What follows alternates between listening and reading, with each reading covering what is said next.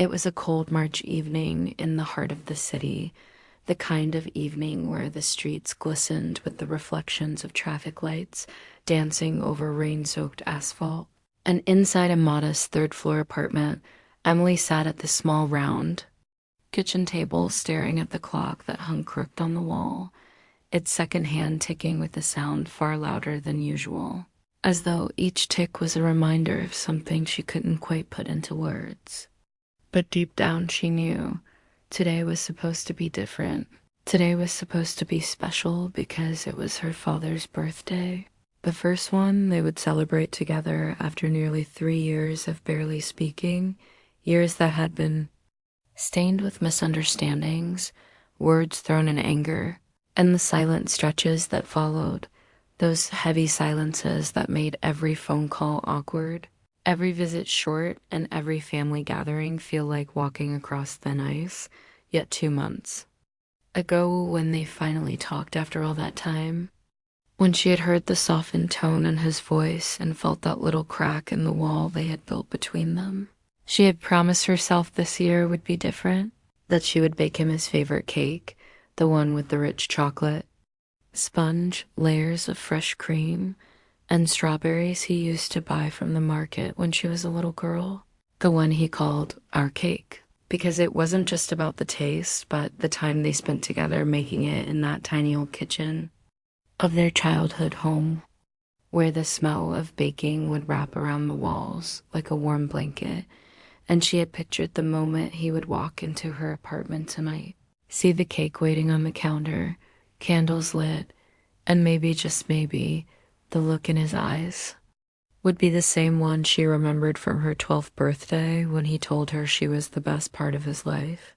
But as the minutes stretched into hours and the cake she had started in the morning still set in pieces on the counter, one layer baked, the other still unprepared, the strawberries unwashed, the cream untouched in the fridge, Emily felt a tightening in her chest because she knew the truth she didn't want to admit.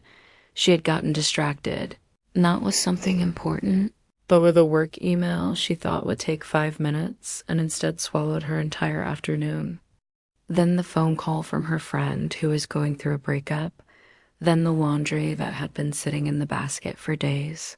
And all the while, she kept telling herself she'd get back to the cake in just a minute, until suddenly, the sky outside had turned from a pale gold to deep indigo, and now the only light in the kitchen came from the harsh white glow of the overhead bulb, making everything look sharper, colder, and the guilt pressing heavier with each tick of that crooked clock, because her father was due any moment, and she had nothing ready.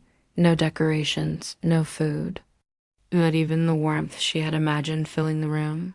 And for a brief moment, she thought maybe she could run to the bakery at the corner, but she knew it would be closed by now, and besides, that wasn't the point. The point wasn't just to have a cake. It was to make it herself, to show him she remembered, that she cared, and that she was willing to put the effort in to repair what they had lost.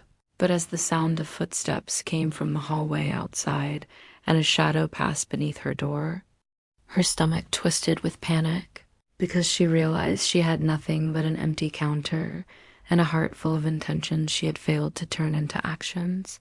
And in that split second, she thought of pretending she had been too sick to bake, or that something urgent had come up, some excuse that would hide the truth.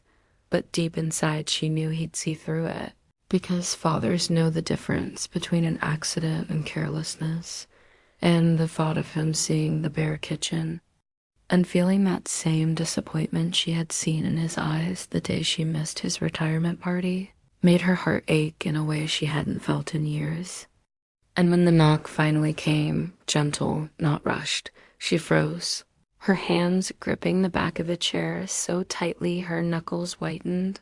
Because opening that door meant facing the very thing she had been trying to fix, and now she had to do it empty-handed, with nothing but her voice and whatever courage she could muster in the hope that maybe, just maybe, he'd understand. The rain outside had slowed to a gentle drizzle by the time evening fell, but inside the small kitchen, the air was thick with tension and the faint scent of something sweet, or rather, something that was supposed to have been sweet hours ago, lingering in the corners like a ghost. It had started that morning with an innocent oversight, a busy day where schedules clashed and messages went unread.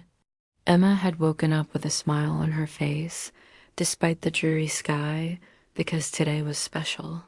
It was her father's birthday, the first one since her mother had passed away, and she had promised herself she would make it memorable. She had been saving for weeks to buy the ingredients for his favorite cake, a fluffy chocolate sponge layered with cream and strawberries, just like her mother used to make. But as the day unfolded, life got in the way. A call from work asking her to fill in for a sick colleague, traffic on her way back home, a bag of groceries left behind in the car that would melt if she didn't get to it in time, all of it piling into a snowball of distraction until the hours slipped through her fingers unnoticed. Meanwhile, her father, John, sat in his worn armchair by the window, staring at the street outside with a quiet hopefulness that refused to fade even as the shadows grew longer. He didn't say much these days, not since losing his wife, but his eyes would always light up whenever Emma entered the room. Today, though, he was waiting for something specific, the yearly ritual of blowing out the candles, the laughter, the warmth of family gathered around. It had been their tradition for decades, one Emma's mother had fiercely protected, no matter how busy life became. But as the clock struck 8 and the kitchen remained empty of any cake or celebration, John's hopeful gaze began to dim. Emma burst through the door finally, hair damp from the rain, cheeks flushed with the guilt already creeping into her heart. She had the ingredients in her hands, but as she looked at the clock, reality hit her. She had no time to bake now without it feeling rushed, without betraying the care that this day deserved. Her father smiled faintly when she entered, as if trying to shield her from disappointment, but the silence between them felt heavier than the thunderclouds outside. She tried to make excuses, traffic, work, the weather, but she could hear how hollow they sounded, even to herself. She placed the groceries on the counter and hesitated, her eyes darting toward the old photo frame on the shelf, her mother, beaming beside a younger John, holding up a cake with Emma as a toddler.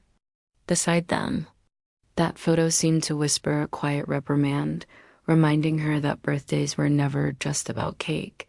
They were about showing up, about love that didn't get lost in the noise of daily life. So she made a choice. It wouldn't be the perfect cake her father loved, but she would make something, anything, before the night ended.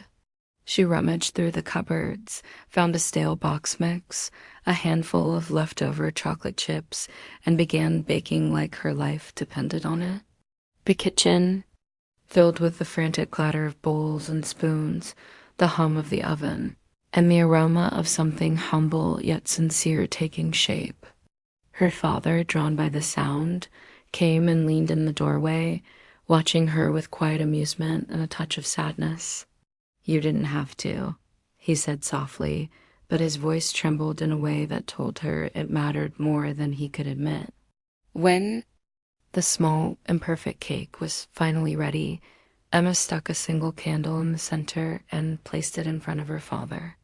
The frosting was uneven, the sides a little burnt, but in that moment, under the warm kitchen light, it looked like the most beautiful cake in the world. She sang "Happy Birthday," her voice cracking halfway through, and her father chuckled, his eyes glistening as he blew out the candle.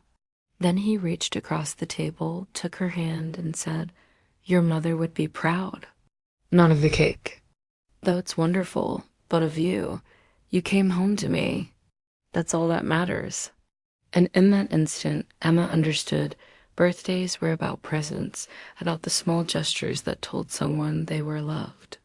They sat together that night, sharing uneven slices of the humble cake, talking about old memories and laughing in between the quiet moments. The storm outside had passed completely. leaving the streets glistening under the street lamps, and Emma felt a warmth settle in her chest that no perfect cake could have given her. The forgotten birthday cake had, in its own way, become unforgettable. Not for its sweetness, but for the love it represented. The love that had survived mistakes and missed moments. And the love that would carry them both forward into many more birthdays to come.